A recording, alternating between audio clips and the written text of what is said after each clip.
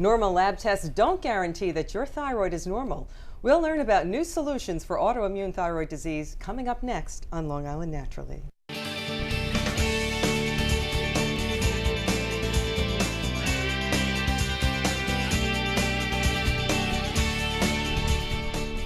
Hi, welcome to Long Island Naturally. I'm Mary Mucci.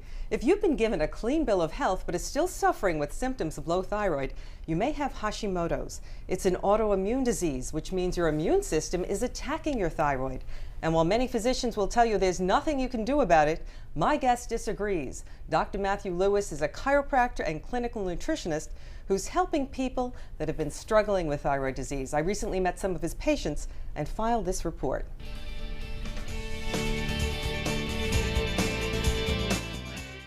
I couldn't lose weight no matter what I did, and I always felt there must be something. I'm just going to palpate your thyroid here. The something was a low thyroid. No surprise there. But Roxanne Kiefer was surprised when her doctor advised her to give up wheat and other gluten-containing grains. Natural health experts say if you're on thyroid medication and you don't feel any better, chances are you have Hashimoto's. It's an autoimmune disease. That means your immune system is actually attacking your thyroid. And Dr. Matt Lewis says gluten plays a key role. If you had to do one thing that would probably have the greatest impact on the thyroid, is to get gluten out of your diet. 6 months ago, Hannah Packer weaned herself off gluten.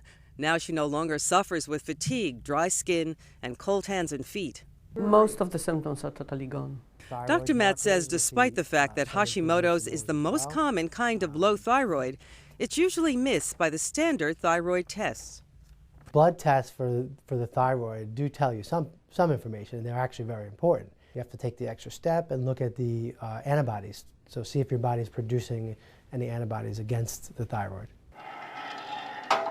Carmen Gargiulo didn't feel right on her thyroid medication.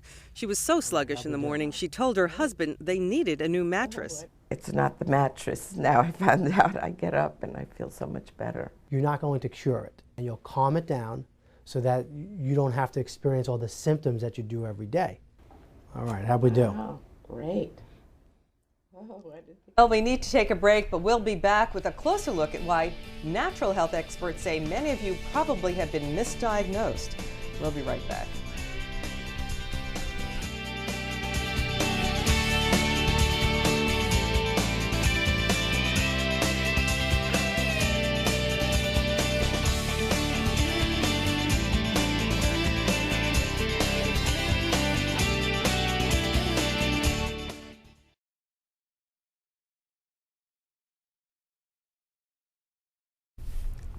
Hi, welcome back to Long Island Naturally. I'm Mary Mucci. My guest is Dr. Matthew Lewis, a chiropractor and clinical nutritionist. Dr. Lewis, thanks so much for coming in. Thank you, Mary. I guess we want to start off by reminding people, why is the thyroid so important to our health? Right, thyroid is extremely important to our health. It's an organ that has a lot of broad functions in the body. It affects almost every part of your body because all your cells actually use thyroid hormones. So it could affect the brain, it'll affect bones, heart. So it's a very complicated organ. It's the master gland. It's responsible for metabolism. So all cells receive thyroid hormone to either speed up or slow things down. Okay, in researching this show, I was shocked to find out the American Association of Clinical Endocrinologists say that half of Americans who have thyroid disease don't even know it. First of all, I can't imagine how they can figure that out. But if that's true, how's that possible? Is that why we're all so obese? Yeah, so roughly 27 million Americans have thyroid disorders, and as you said, half of them aren't even aware. And there are a number of reasons for that. Certainly the thyroid, if it's slow, most cases are a hypothyroid, so they have a sluggish thyroid, so that can cause obesity. And of those cases that are hypothyroid, most of those cases are Hashimoto's, which is an autoimmune thyroid condition. We're not aware because oftentimes the blood tests aren't run that would identify. The patient may not show up for a lab test that would find the thyroid disorder. And also, according to the American Association of Clinical Endocrinologists, the lab values that we're currently using, they don't identify everybody. So the range is too wide. Okay, that's an important issue for a lot of things that are coming up these days. You know, I was also found out that the Mayo Clinic says most people with low thyroid have Hashimoto, so they're agreeing with you. Right. Yeah, All and right. Hashimoto's essentially, for those that don't know, is when the immune system is actually attacking the thyroid. So the typical patient experience would be I go to my doctor, and in this case, they diagnose me with a thyroid condition. I'm told that I'm hypothyroid. I'm experiencing hypothyroid symptoms. So I might have, weight gain. I can't lose weight even if I try. I try caloric restriction. I'm fatigued. I might feel depressed. I have mental fog. I can't think clearly or focus. So I'm going to the doctor with these symptoms. I'm diagnosed. You have hypothyroid, and you're given a prescription for Synthroid to help the thyroid. What they're not told or they're not identified with is that they have Hashimoto's, which is an autoimmune thyroid disease. And in the cases where they are told that they have Hashimoto's, the patient is often, this is really what I find interesting about it, the patient's unaware that their immune system is actually attacking the thyroid. So you have... why? Do the doctors themselves not know it because they're not testing for it? Is that what you're saying? Well, in the current healthcare system, the way it works is this. The treatment doesn't change. Okay. If you have Hashimoto's, which is really an attack by the immune system on the thyroid, or if you just have a classical hypothyroid, which is other reasons that might be causing the thyroid to be sluggish, the treatment is the same. It's Synthroid or some kind of thyroid replacement. So the antibody tests are never run because it wouldn't effectuate treatment. Now, for certain autoimmune conditions, right, like Crohn's disease, for example, they might give prednisone to quell the inflammation. Right. But in Hashimoto's, that's kind of treatment with those anti-inflammatories are considered to be a little bit too aggressive. So in some cases, the doctor doesn't bother to check. In other cases, what's happening is the patient's aware, they're told, the doctor assumes Hashimoto's, since most hypothyroid cases are Hashimoto's, and they look at the symptoms and they discover that it is, but they don't offer a treatment for the immune system. They only offer the replacement hormone. Because what in conventional medicine does really treat the immune system. That's the province of natural and alternative medicine. Absolutely, Mary. I think you hit that right on the head. The idea is, really, what do we have outside of aspirin and anti-inflammatories in mainstream conventional medicine that treats inflammation? And usually inflammation is also treated not as a chronic disease, but as something that just happens, as an acute episode. So I have low back pain and I take an aspirin, or I have, some, severe inflammation from a trauma and I take an anti-inflammatory. But really, if you look at inflammation, that's the root cause of a lot of illnesses, and in this case, autoimmune disease. There is a chronic inflammatory response that's going on. Heart disease, if you go in the order, it's cancer, heart disease, and then the third leading cause of chronic disease in this country is autoimmunity, which goes back to inflammation. So I wonder if someone has autoimmune issues, for instance, rheumatoid arthritis, is it more likely that they're going to have Hashimoto's than just a low thyroid? Right. So what we know about autoimmune conditions is this. Number one, there's a genetic predisposition. So for whatever reason, a person is genetically has a predisposition for an autoimmunity. And something in the environment occurs to trigger that. Right? That's the phenotype or the expression of the genetics. But there are triggers. So the trigger could be something that's in our diet that's causing an allergy. The trigger could be an environmental toxin of some sort. It could be a virus. It could be an allergy. And so all the resources basically agree that you have genotype that creates this phenotype, the expression, and then something triggers. Once a person's triggered, the immune system is out of balance, and now we're getting an attack. So the body is turning against itself and attacking tissue. Most people that have autoimmunity, what we're finding is it's polyglandular, meaning it's in more than one gland or tissue. So if you have rheumatoid arthritis, for example, it is very likely that you have some other autoimmune tissues that are being attacked. You very well might not be aware of this. Is it possible that one is leading to the other, that the Hashimoto's has increased your susceptibility to rheumatoid arthritis? I wouldn't necessarily say that Hashimoto's increases your susceptibility to arthritis. I would say that the autoimmune, the underlying inflammatory process that's going on has created a situation where your body lost self-tolerance. And so your body starts to not recognize a number of different tissues. And any tissue is open for attack. The most common being the joints, the digestive system, the gut, and the brain.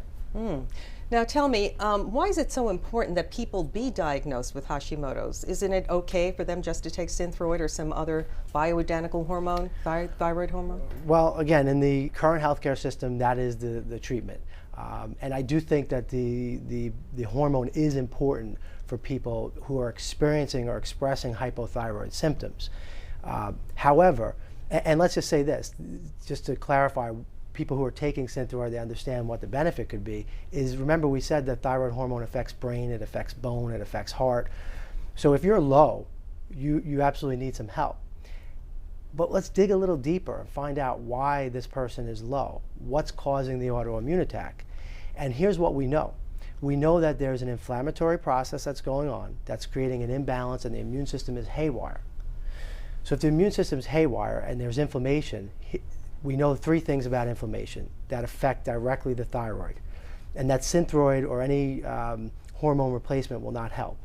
Number one is that inflammation shuts down the hypothalamus pituitary axis. Mm-hmm. So your brain has to speak to the glands, to the thyroid, and say, hey, we need some hormone here. And if you're inflamed, we know that that connection is off. All right. Number two, inflammation will cause a situation where the receptors in your cells, so your cells receive thyroid hormone, and the receptors are both diminished in the number of receptors that you have and in the expression or the sensitivity of those receptors. So, I think one of the main points that we need to make here, though, is the problem is that people's symptoms aren't being relieved. I mean, that's what your patients told me.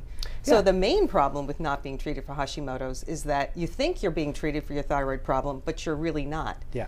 Right? Absolutely. So then the question is, how can people find out if they have Hashimoto's? What kind of testing are you doing that other doctors are not doing? Right. So, we go through a whole system with a patient to discover what their symptoms are. The first thing for the patient is this. If you're somebody who's taking thyroid medication and you're not feeling relief of your symptoms, so you're still sluggish, you still have mental fogginess, you're not losing weight, you have anxiety, you're not sleeping well, then you're someone who likely has Hashimoto's. That's why it's not helping.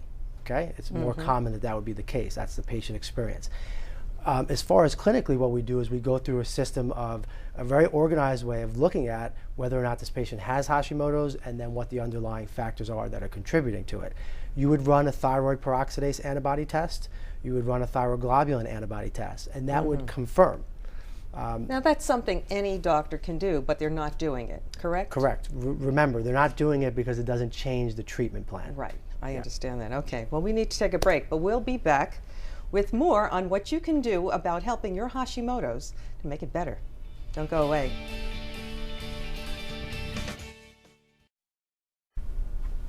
Welcome back to Long Island Naturally. I'm back with Dr. Matthew Lewis, who's treating Hashimoto's with dietary changes and immune-boosting supplements. Okay, so tell me, what is your standard treatment?